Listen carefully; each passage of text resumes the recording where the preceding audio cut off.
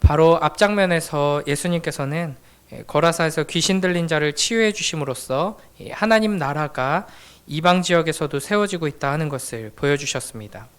그리고 이제 예수님께서는 다시 유대 지역인 갈릴리 서쪽으로 오십니다.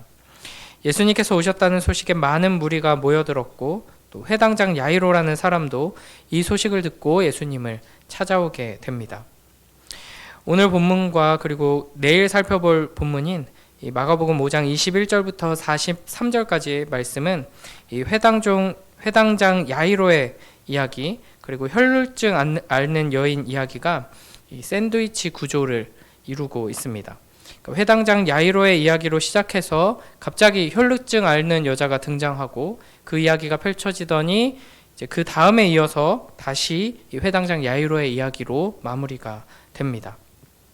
이와 같은 샌드위치 구조는 마가복음에서 반복해서 등장되는 문학적인 장치입니다.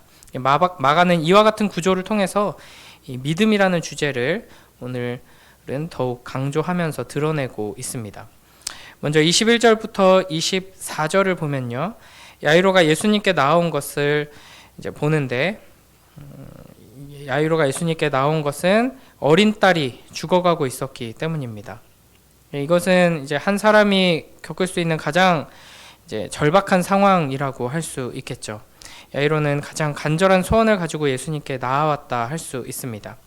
23절에 보면 그는 예수님께서 죽어가는 딸에게 오셔서 손을 얹어주시기만 해도 구원을 받아 살게 될 것이다 하는 믿음을 가지고 나왔습니다. 야이로는 회당장이었습니다. 사회적으로 종교적으로 높은 지위를 가진 사람이었죠. 그러나 딸을 향한 사랑이 당연히 깊어서 또 오직 예수님께만 소망이 있다는 그 믿음과 간절함 때문에 그는 예수님을 보고 그 발 아래에 엎드려 간곡히 구하는 모습입니다. 이에 예수님께서는 그와 함께 그의 집으로 가시죠. 이 장면들을 통해서 우리는 믿음을 가지고 예수님께 나아온 한 사람과 또 그 주변을 에워싸고 있는 수많은 무리들이 대조되는 것을 발견할 수 있습니다. 또 야이로와 이어서 등장하는 혈루증 앓는 이 여인은 마찬가지로 절박한 심정으로 절망 속에서 오직 예수 그리스도께만 소망이 있음을 알고 또 그것을 믿고 나아온 것이죠. 그러나 예수님 곁에 모여있는 큰 무리들은 예수님을 따라가며 에워싸고 밀고 있는 이 무리들은 그저 구경꾼으로 남아 있습니다. 동일하게 예수님 가까이에 있고 심지어는 예수님을 붙들었을지도 모르지만 회복의 은혜를, 구원의 은혜를 누린 것은 이 두 사람 뿐인 것이죠. 그래서 이 본문을 통해서 우리가 중요하게 깨달아야 하는 것은 오직 믿음으로 예수님을 찾는 자, 그 믿음이 무엇인가? 간절한 마음으로 절박한 심정으로 오직 예수님께 소망이 있고 오직 예수님께만 구원이 있음을 믿고 예수님을 찾는 이들에게는 예수님과 동행하는 은혜가 임하게 되고 또 치유와 회복의 은혜가 임하게 된다는 것입니다. 참된 믿음으로 예수님을 간절히 찾고 예수님을 붙들므로 이 놀라운 은혜를 누리는 우리 모두가 되길 주님의 이름으로 축복합니다. 또 이어서 25절부터 28절을 보면은 이렇게 많은 무리가 예수님을 에워싸고 또 야이로의 집으로 이동하던 중에 12해를 혈루증으로 앓아온 한 여자가 이 무리 가운데 끼어서 뒤로 와서 예수님의 옷에 손을 댑니다. 혈루증이라는 것은 계속해서 피를 흘리는 병인데 12년 동안이나 이 병을 계속 앓았다는 것은 육체적으로 정신적으로 얼마나 힘들었을까, 얼마나 피폐해져 있을까 하는 것을 넘어서서 이 구약의 율법이 작용하고 있던 이 시대에는 부정한 자로서 12년을 살아왔다 하는 것입니다. 그러니까 종교적인 생활, 사회적인 생활이 아예 불가능한 상태로 이제 지낼 수밖에 없었던 것이죠. 그러니까 사람들과의 관계도 완전히 끊어진 상황이었을 것입니다. 그러니까 이런 상황 속에서 부정한 자로서 이제 살아왔던 이 여인이 이 수많은 무리들을 뚫고 예수님께 다가와서 예수님을 만져야지라고 결심했다는 것은 한편으로는 목숨을 걸고 이제 나아왔다 하는 것입니다. 이제 그만큼 절박한 심정으로 간절히 예수님을 찾는 모습입니다. 이 여인의 믿음이 어떤 것이었나 28절에 보면요. 우리 함께 읽어봅니다. 시작. 이는 내가 그의 옷에만 손을 대어도 구원을 받으리라 생각함일러라. 아멘. 회당장 야이로가 예수님께서 내 딸에게 손을 얹으시면 내 딸이 살게 될 것이다 라고 믿은 것처럼 이 12년 동안 혈루증을 앓아온 여인도 내가 예수님께 손을 대기만 해도 옷에만 손을 대도 구원을 받을 것이다 라고 믿은 것이죠.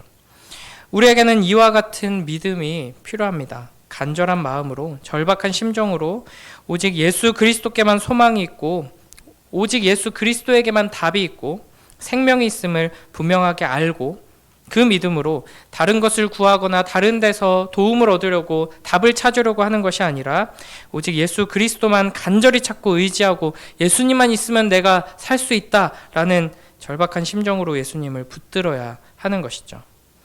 그런데 이와 같은 간절한 마음, 절박한 심정으로 예수님을 찾고 붙드는 이 믿음은 깊은 절망에서부터 오는 것입니다. 사실 이 여인은 예수님에 대한 대단한 지식이 있거나 하지 않았을 것입니다. 그저 소문을 들었다라고 말씀하시죠. 그럼에도 불구하고 목숨을 걸고 무리들 사이를 비집고 예수님께 나와 예수님을 붙든 이유는 그것 말고는 방법이 단 하나도 없음을 이미 아는 절망 가운데 있었기 때문입니다. 그래서 26절에 보면 이 여자의 상황에 대해서 이렇게 말씀하시죠. 이것도 우리 같이 읽어보겠습니다. 26절입니다. 시작. 많은 의사에게 많은 괴로움을 받았고 가진 것도 다 허비하였으되 아무 효험이 없고 도리어 더 중하여졌던 차에 아멘. 이미 12년 동안 할 수 있는 모든 것들을 다 해봤습니다. 그러나 이 세상 그 누구도 그 무엇도 나를 도와줄 수 없고 고쳐줄 수 없다는 것을 깨달은 것이죠. 이 여인은 나에게 필요한 것은 좋은 약, 좋은 의사, 사람들의 위로, 따뜻한 도움 이런 것이 아니다. 기적이 필요하다. 하나님의 능력의 손길, 구원의 역사가 필요하다 하는 것을 이제 분명히 깨달았습니다. 그러니까 깊은 절망 속에서 오직 하나님께만 소망을 둘 수밖에 없는 처지에 있었던 것이죠. 그러니까 우리에게 필요한 믿음, 이제 구원 얻는 믿음이 바로 이러한 것입니다. 우리는 복음을 들어야 합니다. 복음 안에는 나쁜 소식과 기쁜 소식이 함께 담겨 있습니다. 그리고 우리는 그곳에서 먼저 나쁜 소식을 들어야 하는 것이죠. 우리가 하나님의 말씀을 듣고 또 예수 그리스도를 바라볼 때, 또 예수 그리스도의 십자가를 볼 때 그곳에서 우리가 얼마나 큰 죄인인지, 우리가 얼마나 비참한 처지에 있는지, 우리가 하나님의 영원한 진노와 저주 아래 있음을 듣게 되고 보게 됩니다. 예수 그리스도의 십자가의 죽으심이 그것을 분명히 드러내주고 있죠. 우리를 향한 이 나쁜 소식을 먼저 들어야지만 우리에게 선포되는 기쁜 소식이 우리를 위해 오신 예수 그리스도가 얼마나 큰 은혜이고 얼마나 큰 사랑인지를 알게 됩니다. 하나님께서는 단순히 우리가 조금 더 나은 무언가가, 우리에게 어떤 도움의 손길이, 조금 더 좋은 어떤 길이 필요한 것이 아니라 완전한 절망 가운데 있는 우리에게 생명이 필요하다는 것을 말씀해 주십니다. 이제 이어서 29절부터 34절을 보면 이 여인은 이와 같은 믿음으로 절망 속에서 유일한 소망이신 예수 그리스도를 붙들었을 때 그 옷에 손을 댄 즉시 병이 나은 것을 알게 됩니다. 예수님께서는 누가 내 옷에 손을 대었느냐 물어보시죠.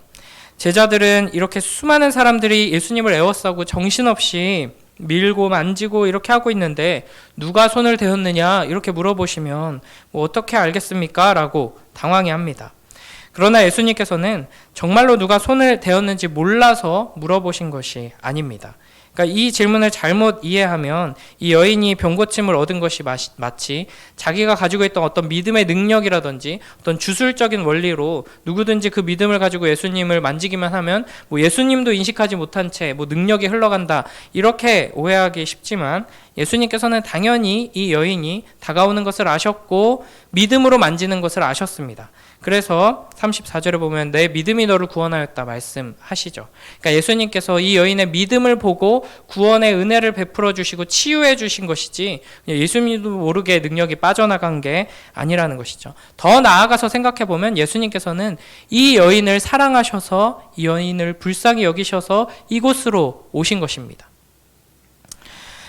이제 그럼에도 불구하고 예수님께서 이 여인을 찾으시고 무리들 앞에 이 여인을 세우시는 이유는 주님께서 우리에게 주고자 하시는 그 구원의 은혜가 단순히 병고침의 수준에 머무는 것이 아니다 하는 것을 알려주시기 위함입니다. 주님을 절박한 심정으로 간절히 찾고 붙들고 의지하는 자들에게 주시는 것은 단순히 육체적인 회복, 문제의 해결, 더 나은 것들을 얻게 되는 축복, 이 정도 수준이 아니라 예수님께서는 34절에서 이렇게 말씀하시죠. 우리 마지막 34절 함께 읽습니다. 시작.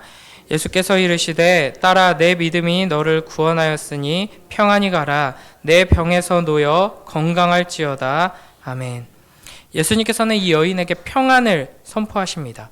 이 평안은 샬롬이죠. 오직 하나님과 관계가 회복되고 그 언약 안에 거하는 이들만이 누릴 수 있는 축복을 의미합니다. 그리고 이제는 건강하게 살라고 말씀하시죠. 무엇보다 예수님께서는 이 여인을 딸아라고 다정하게 부르십니다. 그러니까 하나님께서 우리에게 주시는 가장 큰 축복은 하나님과의 관계가 회복되는 것입니다. 그러니까 하나님을 만나고 예수 그리스도의 능력이 우리에게 임해서 여러 가지 좋은 선물들을 받게 될 것입니다. 우리의 병이 고침받고 우리의 자녀들이 잘 되고 우리가 하는 일들의 능력을 발휘하고 여러 가지 좋은 축복들을 하나님께서는 예비해 주고 계십니다. 그러나 그걸 받고 떠나간다면 하나님께서 정작 이 작은 선물들을 통해 주고자 했던 진짜 선물을 받지 못하게 되는 것이죠. 하나님께서는 하나님과의 화평을, 하나님 안에서 누릴 수 있는 참된 평안을, 그걸 가지고 우리에게 주어진 삶을 건강하게 행복하게 살아가는 이 축복을 우리에게 주길 원하십니다. 그래서 이 절망 가운데 있던 여인을, 믿음으로 주님을 붙든 이 여인을 불러 세우셔서 딸아라고 다정히 부르시며 이제 평안하라, 건강하라 라고 말씀하시는 것입니다. 우리도 하나님께서 우리에게 주시는 말씀 앞에서 우리에게 주어진 이 깊은 죄와 비참의 현실들을 하나님 앞에 회개하며 그러한 절망 가운데 유일한 소망 되신 예수 그리스도를 매 순간 간절히 붙들고 주님께서 주시는 이 놀라운 축복과 하나님으로부터 오는 평안을 받아 누리며 살아가는 복된 우리 모두가 되길 주님의 이름으로 축복합니다. 오늘 본문을 통해 마지막으로 한 가지만 더 살펴본다면 이 구약의 정결법, 이 레위기 율법에 의하면 부정한 것을 접촉하는 것은 부정하게 됩니다. 그러니까 부정한 사람이 물건을 만지면 부정하게 되고 부정한 사람이 누군가와 접촉하면 그 사람도 부정하게 되는 것이죠. 그러나 오늘 우리 예수님의 이 치유 기적 속에서 우리는 거룩하신 우리 주 예수 그리스도와 접촉한 자가 오히려 거룩하게 되는 것을 보게 됩니다. 그리고 이제 예수 그리스도의 제자로 부름받은 우리들은 예수 그리스도로 옷 입고 예수 그리스도와 한몸 된 우리들은 우리가 가는 그곳을 거룩하게 되는 놀라운 능력으로 부름받고 있습니다. 오늘 우리를 부르신 그 삶의 자리에서 우리가 만나는 모든 이들을, 우리가 손대는 모든 일들을 하나님의 영광을 드러내는 거룩한 일로 변화시키는 복된 우리 모두가 되길 주님의 이름으로 축복합니다. 기도하겠습니다. 하나님 아버지 감사합니다. 이 새벽에 하나님의 말씀을 통하여서 우리를 회복시키시는 예수 그리스도를 보게 하시니 감사합니다. 우리가 이 혈루증 앓는 여인과 같이 이 세상에서 아무런 소망도 아무런 도움도 얻지 못하는 절망 가운데 죄와 비참 가운데 있던 이들임을 고백하며 유일한 소망 되신 예수 그리스도를 바라보고 의지합니다. 주님을 붙듭니다. 우리가 더욱더 간절히 주님을 찾게 하시고 매 순간 주님을 붙들게 하여 주시옵소서. 그리하여서 주님의 그 거룩하심이, 주님의 그 아름다우심과 그 능력이 우리를 통해 이 땅 가운데 흘러갈 수 있도록 축복하여 주시옵소서. 오늘 하루 우리에게 주어진 삶 속에서 주님과 동행하며 주님께서 주시는 평안함으로, 건강함으로 함께 주님과 동행하며 나아가는 우리가 될 수 있도록 축복하여 주시옵소서. 감사드리며 예수님 이름으로 기도드립니다. 아멘.